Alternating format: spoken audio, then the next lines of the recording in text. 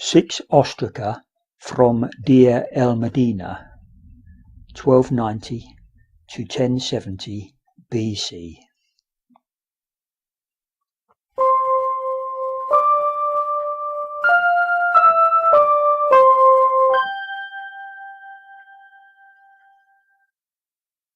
Ostrakon is the ancient Greek word for an oyster shell, but archaeologists use the word for a flake of stone or piece of pottery that has writing or pictures on it. The 6 ostraca I have selected were given to the museum by Sir Alan Gardner, the man who wrote the book on reading Egyptian hieroglyphs. These ostraca are inscribed in hieratic, which is a form of hieroglyphs adapted for writing with a brush.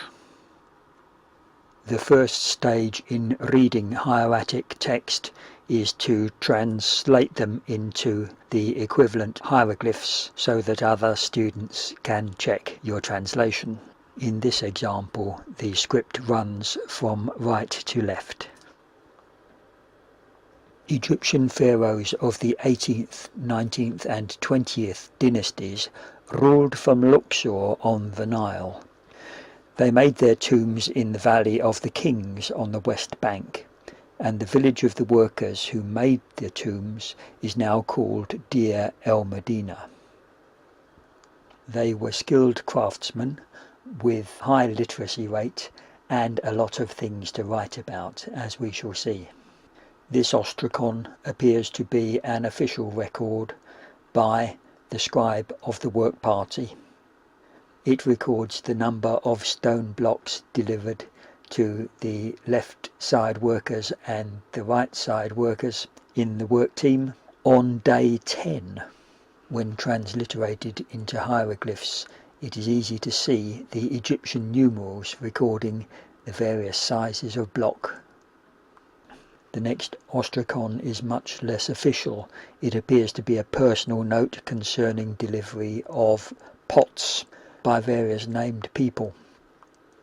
It contains some odd symbols and it looks like a personal note kept for the writer's own convenience. The third ostracon is even more personal. Each side contains a poem written by the scribe Amen Nacht, which praise his native city. The fourth ostracon is a text which has been found elsewhere in Egypt. It is known as the Satire of the Trades and was set as a writing text for students in scribal colleges. In it, a father taking his son to the scribal school explains how other jobs are hard or dangerous or dirty, and of low respect compared with that of being a scribe. The fifth ostracon is different again. Its lettering is carved and it has been coloured. The content concerns a legal dispute about the right to occupy a hut in the village, and there can be no doubt that its owner thought this an important document which ought to be preserved and possibly even displayed. And the last ostracon has a picture of the snake-headed goddess Renenutet, who is personification of the harvest, nursemaid to the divine king, and associated with the other snake goddess, a favourite in the village, known as Meret Sager. It is astonishing that these documents have survived, and it is only thanks to the labours of many generations of scholars that we can actually read them.